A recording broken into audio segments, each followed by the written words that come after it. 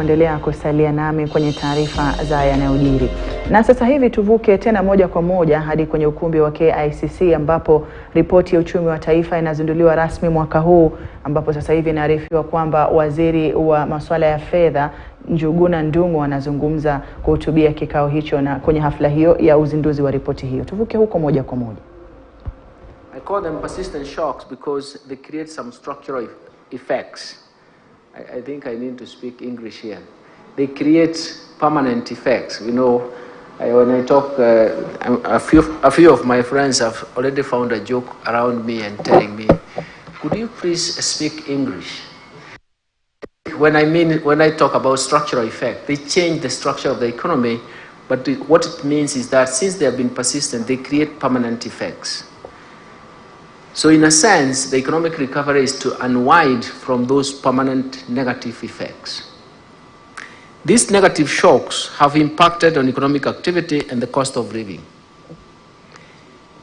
That is quite aware. We see it everywhere. We see it being commented on every time. As the government continues to offer services to the public, it is prudent to make use of these statistics in planning, decision-making, and monitoring and evaluation at all levels.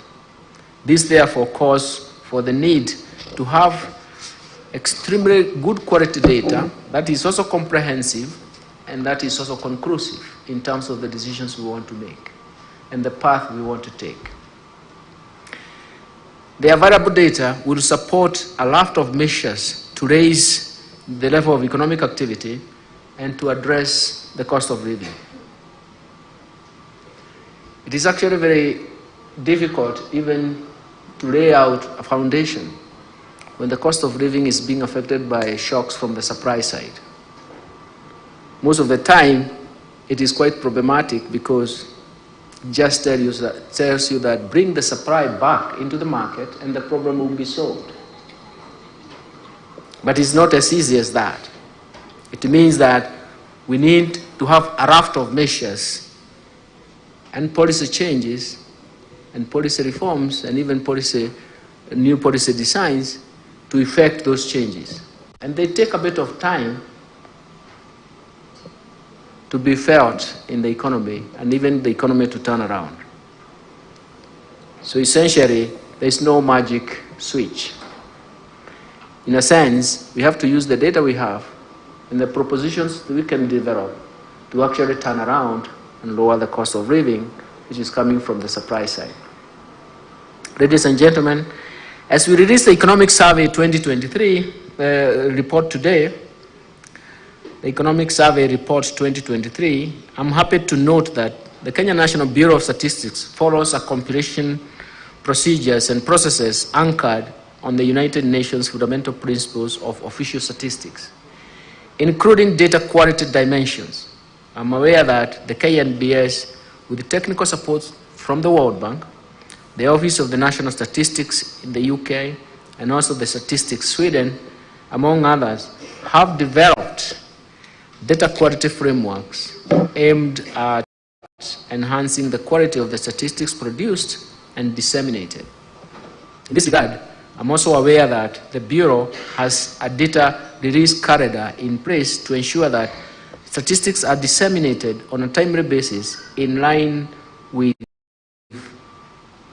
that of data quality dimensions. And indeed, if we don't get the data in time, then it means that we cannot formulate the decisions we need in time, we cannot take appropriate actions in time, and if we don't have the appropriate quality, then it means that we continue questioning the quality of the decisions we make and even the outcomes we see. So those are very important principles for having faith in the data, having faith in the statistics, having faith in the indicators, so that at least we can make decisions around them. Ladies and gentlemen, I'm happy to note that over the years, the Economic Survey Report has provided a candid appraisal of the achievements and challenges we face in our endeavor to develop our economy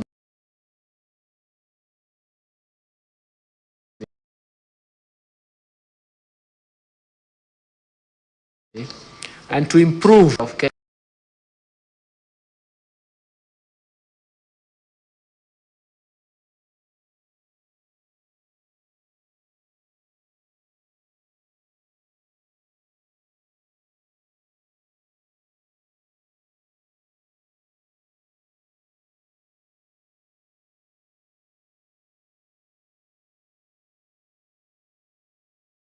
formulated, which are aimed at bringing about a transformation, a rapid transformation of the economy. In addition, these statistics and indicators will provide strong monitoring and data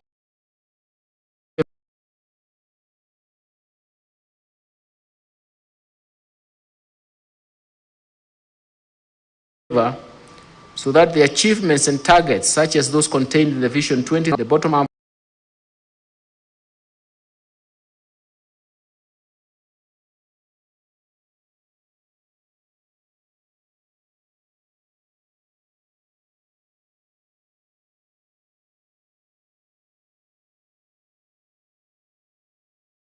and it will be using these indicators and data, it will form part of the implementation process of the fourth cycle of the Kenya's transformative agenda towards achieving the Vision 2030. Ladies and gentlemen, the findings of the 2023 Economic Survey report presented today highlights the country's economic performance for the year 2022, which show the economy expanded by 4.8%,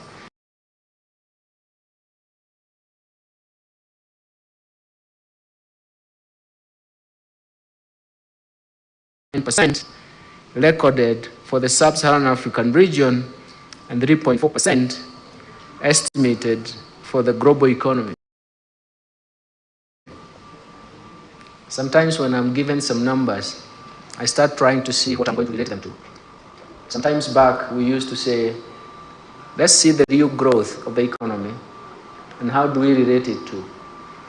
And most of the quick one is actually to say, oh yes, that is the real growth of the economy. What is the population growth?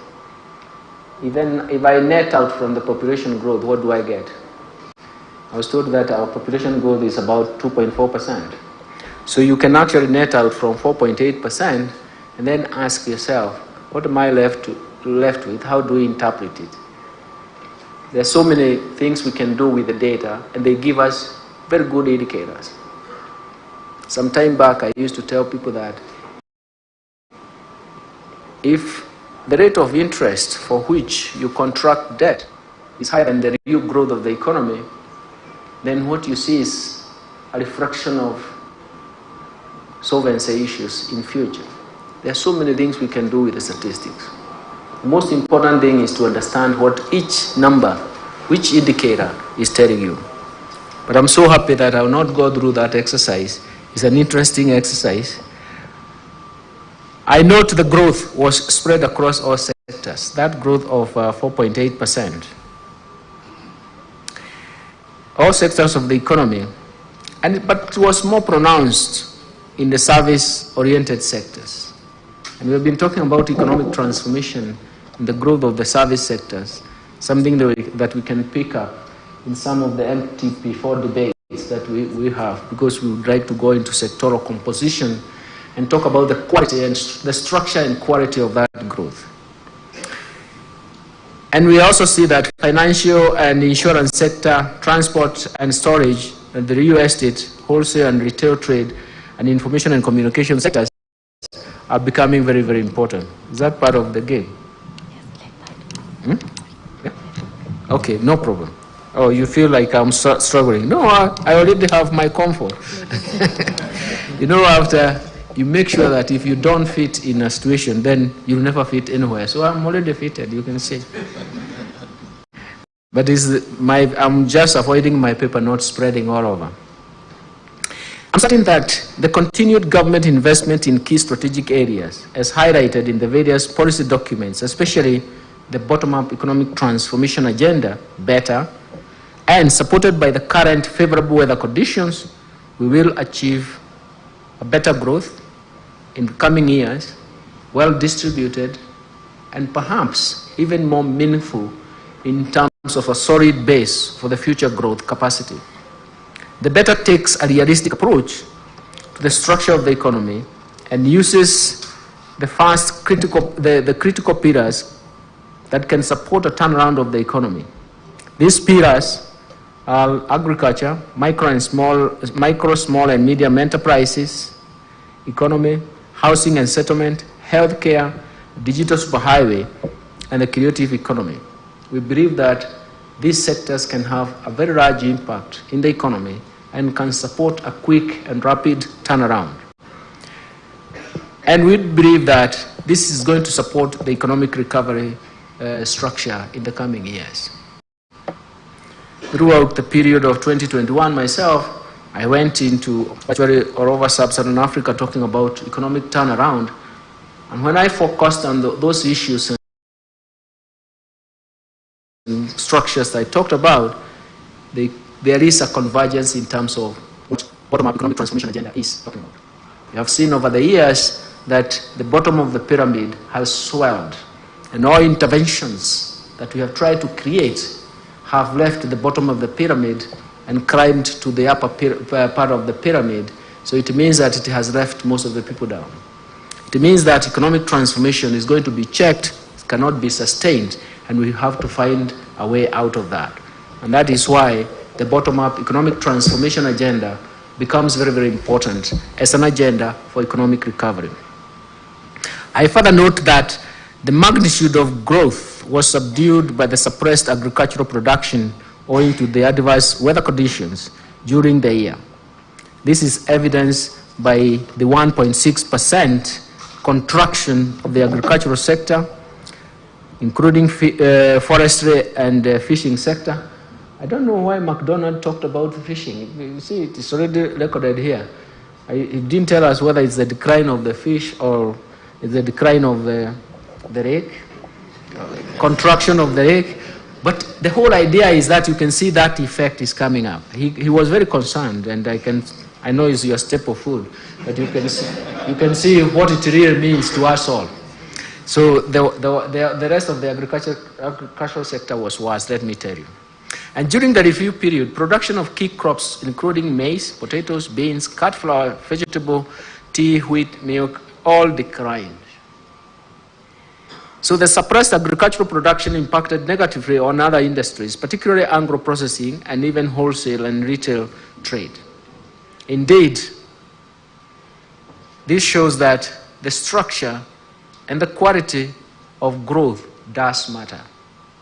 Indeed, we need to ask ourselves, what can we do to safeguard that structure and quality of growth?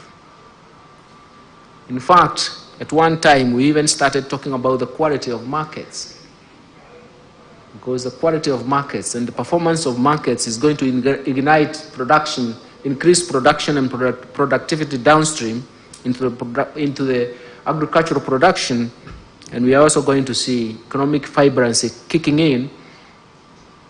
And upstream, when you observe the market upstream, you're going to see increased income. And so this is where we really need to check ourselves. That's why in the Kenya Kwanza manifesto, you'll see the word rotary so many times.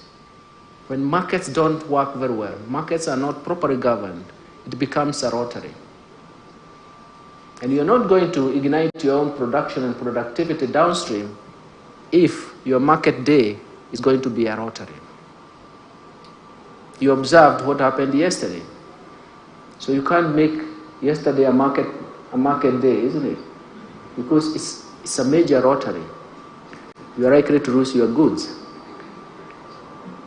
I used to go to some places like vegetable markets, and I used to say that it has to be an organized market because it can't be a rotary. Because markets have been captured. So we have to go back and organize our markets, intervene administrative structures to organize markets, because once you make it a rotary, then it means that the signals that come from the market are already devoured. You know, I go to even small markets myself, and you find they are brokers, isn't it?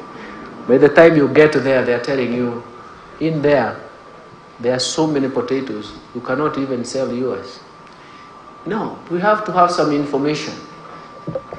I remember when mobile phone kicked in Africa, I looked at one of a Fred researcher was doing some work in in one of the countries in North Africa, Algeria. It's not Algeria. I'll remember the name. And she realized that women did not just go to the market. They pick the phone and call different markets, then they want to know the prices. By the time they leave to the marketplace, they have already computed their profits for the day. So phones have helped us to solve the information asymmetry problem in the market, isn't it? By the time she leaves home, she leaves and goes to the market, she has already computed her profits for the day. We should do the same instead of relying on the brokers, because then it becomes another lottery. So lotteries are different. So when I give examples, I can move from extremes to extreme. So you understand why we have failed at the bottom, because markets are not properly governed, and once they are captured, then it means they cannot deliver, and if they cannot deliver, then they cannot ignite increased production or even productivity. So we work that. And to continue supporting some of these sectors, the government, especially the sectors at the bottom of the pyramid, the government will continue to invest, especially in food sector. One of the things that I talked about for almost every day is what we have seen component of food security and climate change.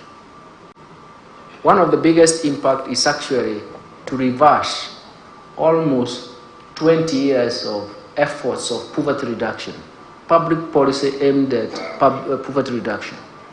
We have reversed 20 years of effort in terms of inequality, fighting inequality or reducing inequality. And we have even seen social conflict emerging because of water resources. So you can see that it's a policy spin that we can take, improving irrigation and water dams and water management system that can reverse all this situation. You can see that is going to be very, very important. So that's why the government will continue to subsidize agricultural inputs, and particularly fertilizer, to boost agricultural production and thereby reduce the cost of living, and also coupled with organizing markets so that the markets are not a lottery. Further, the government will collaborate with county governments to ensure that each county has at least one agricultural value addition processing plant and different forms of aggregators dependent on the pattern of production. We have seen that aggregators make the difference where they work. Even started in cash crop areas, but they are also working in even food crops areas. The aggregators allows even the small-scale farmers to rely on the aggregation principle and cooperatives to market their products.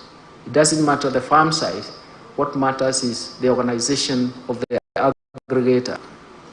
Ladies and gentlemen, out of 19.1 million people in the labor force, 85% or 16 million worked in the micro, small and medium enterprises in 2002.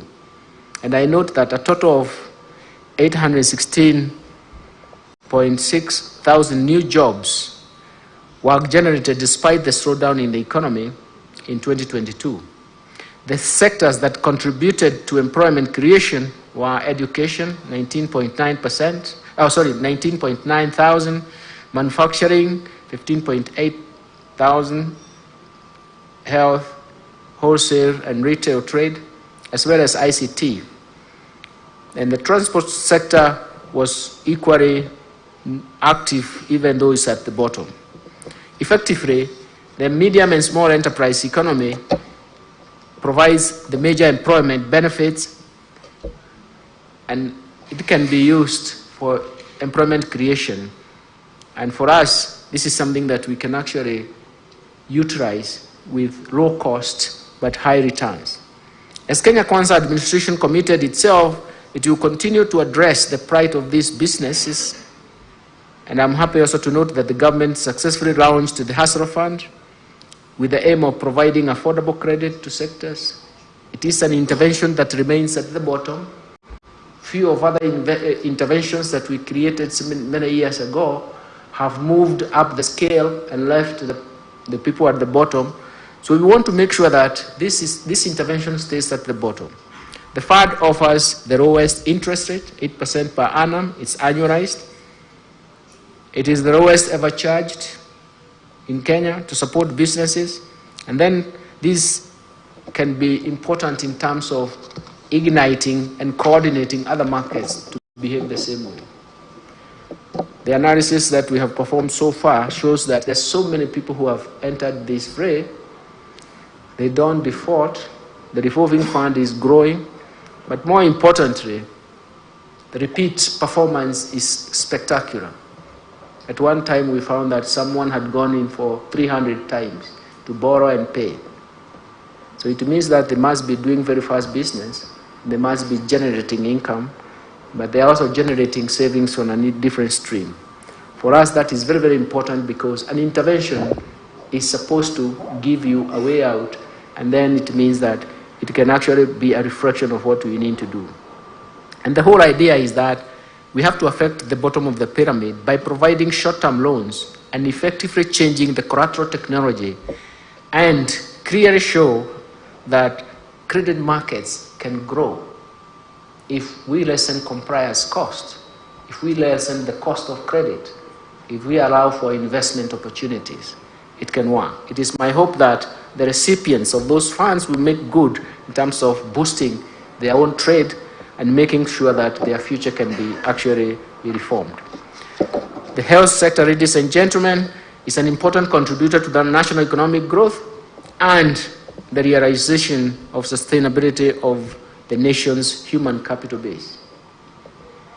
One of the core pillars of the government manifesto is healthcare. I take note that the number of health facilities increased by 2.2% in 2022, while hospital beds and hospital costs, hospital beds increased by 5.0% at the same period, and of course, hospital costs was declining.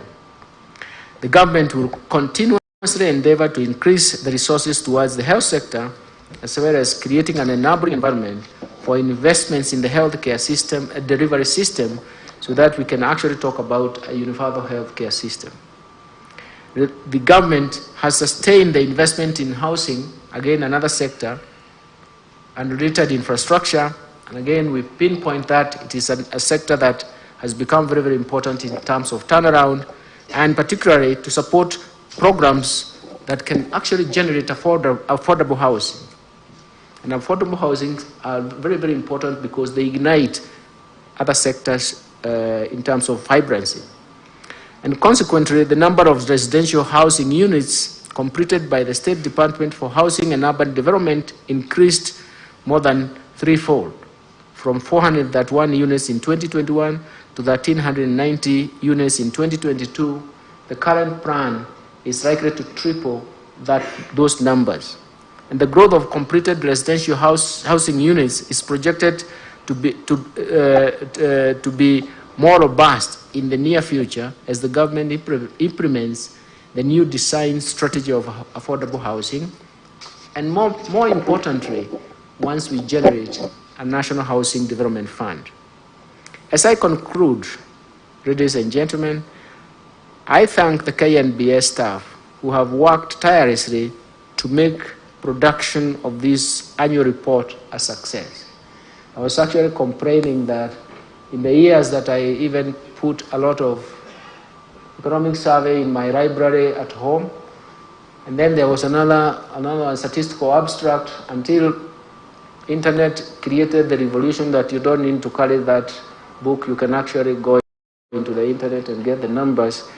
It was much smaller than that, but now it's big directory. It means that it has more information. But if we fail to use it, then it is not going to be useful, and the efforts of my colleagues from the Kenya National Bureau of Statistics will go to waste. It is very, very important that I'm not telling you to use all the data. It's a big book, isn't it? But in your own way of, on whatever you do, there is a sector that makes very important life or can change life to you. So go to that sector, although there is also general data that is going to be very, very important. I also applaud the development partners for their support in financing various statistical development activities in Kenya. Special gratitude goes to the World Bank for financing the implementation of the Kenya National Bureau of Statistical Activities under the Kenya Statistical Program for Resource Initiative, which will ensure that data gaps in our statistical system are reduced. I also thank all the producers of statistical information, including industries and businesses in the private sector, for their continued cooperation in providing quality and timely statistics that we use in our decision making. Ladies and gentlemen, as we make available the statistics contained in this report today, I am confident and encouraged that we shall continue to use the information to foster evidence-based planning and policy making, but also help us to appreciate the results that reflect the quality of policy that is implemented using that data. And it also defines the future directions of reforms that can actually be used to design policy in future. For us, it's very, very important. It's not only an input to tell us what has happened in the past, but it's also an input for the future. It's also important for us to design the appropriate policies for the future based on those statistics and indicators. I usually see that with these few remarks, but I'm not sure. These days, I'm not capable of making few remarks. I think I have to.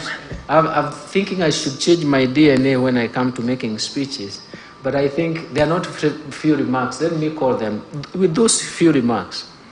Thank you very much, ladies and gentlemen. With those few remarks, let me declare the 2023 Economic Survey Report officially launched, and let us use for our decision making and even to appreciate what is happening at the country level. Thank you very much, and God bless you.